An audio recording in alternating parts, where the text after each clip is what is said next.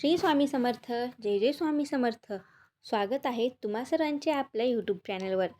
सर्वात प्रथम तर येणाऱ्या श्रावण महिन्याच्या तुम्हा सर्वांना हार्दिक शुभेच्छा.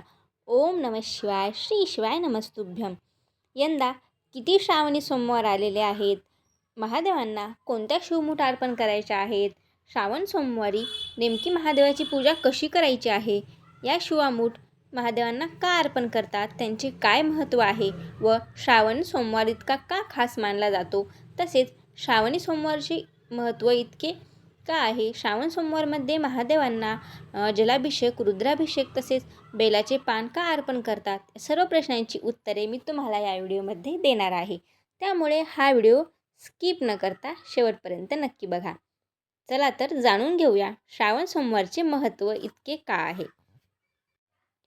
ज्या महिन्याची प्रत्येक शिवभक्त अगदी मनापासून वाट पाहत असतो, तो पवित्र आणि श्रावण महिना लवकरच सुरू होत आहे. भोळ्या महादेवाची कृपा प्राप्त करण्याची, मनातल्या सर्व इच्छा पूर्ण करण्याची आणि जीवनात सुख शांती आणण्याची ही सर्वोत्तम ती वेळ आहे. पण आता श्रावण महिना नेमका कधी सुरू होते, एकूण श्रावण सोमवार किती आहेत आणि या महिन्यात महादेवाला प्रसन्न करण्यासाठी कोणती साधी सोपी पूजा करावी, हे जाणून घेऊया.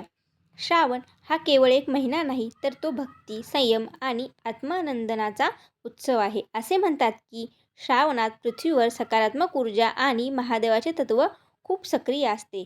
तर यंदा पंचांगानुसार श्रावण महिन्याची सुरुवात 13 ऑगस्ट गुरुवारी रोजी होणार आहे आणि 11 सप्टेंबर रोजी शुक्रवारी श्रावण महिन्याची सांगता. महादेवाला श्रावणी सोमवार अत्यंत प्रिय असतात. यंदाच्या श्रावणात एकूण 4 श्रावणी सोमवार येत आहेत. त्यांच्या तारखा पुढीलप्रमाणे आहे. पहिला श्रावणी सोमवार 17 ऑगस्ट रोजी, दुसरा श्रावणी सोमवार 24 ऑगस्ट रोजी, तर तिसरा श्रावणी सोमवार हा 31 ऑगस्ट रोजी असून चौथा श्रावणी सोमवार 7 सप्टेंबर रोजी आलेला आहे.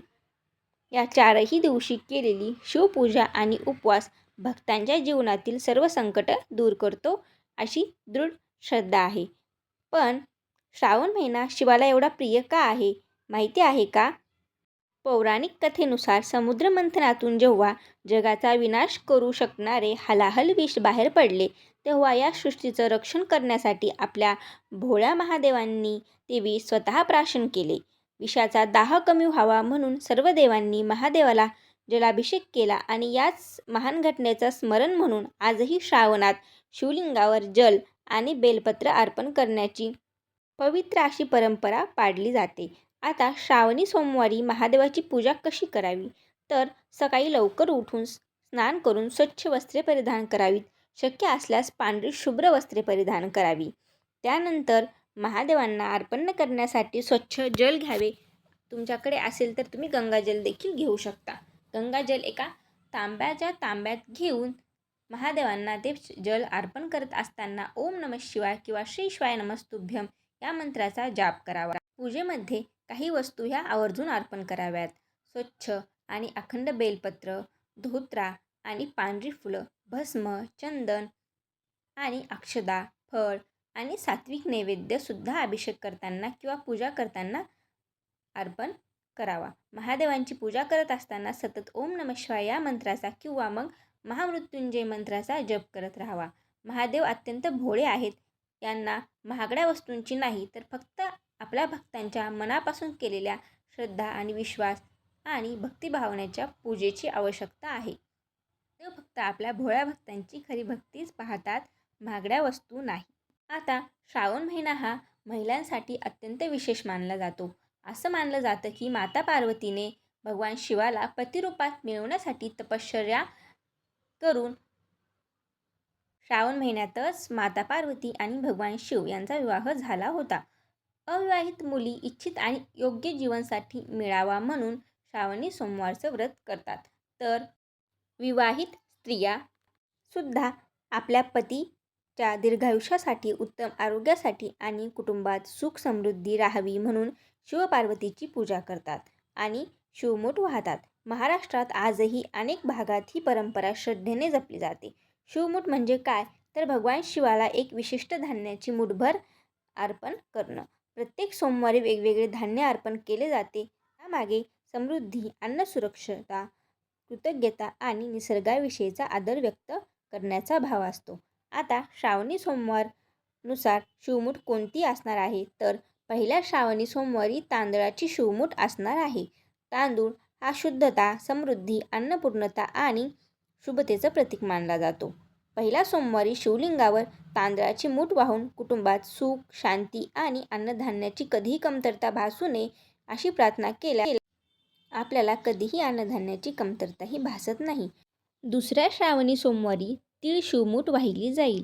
तिळाची शिवमूठ वाहिल्याने पापांचा क्षय होतो, पितरांचे आशीर्वाद मिळतात आणि जीवनातील नकारात्मकता दूर होते अशी श्रद्धा आहे. त्याचबरोबर तिसऱ्या श्रावणी सोमवारी मूग ही शिवमूठ आहे. मूग हा सात्विक आणि पौष्टिक धान्य मानला जातो.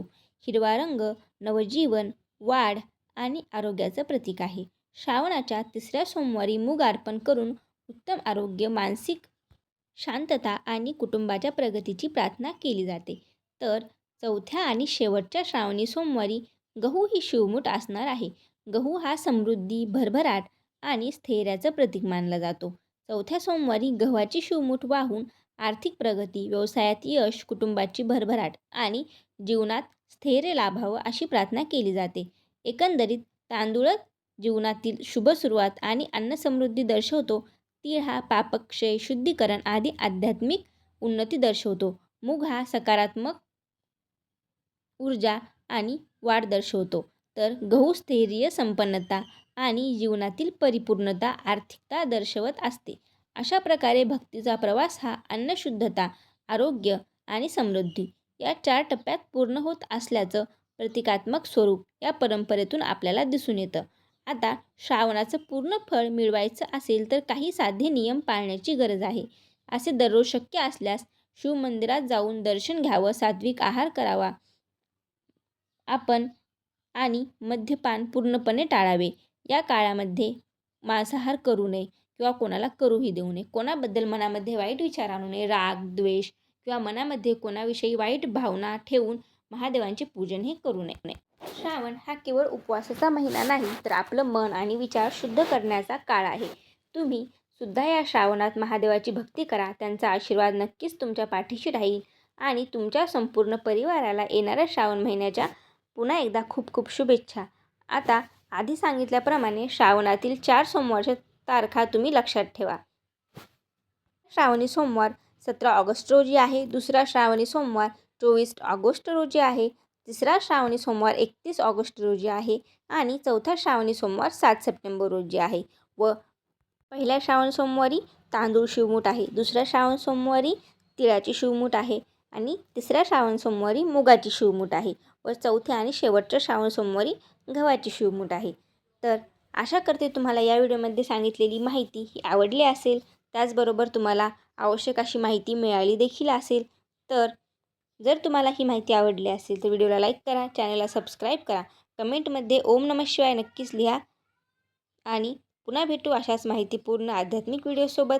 तोपर्यंत तुम्हा सर्वांना श्री स्वामी समर्थ. जय जय स्वामी समर्थ. ओम नमः शिवाय.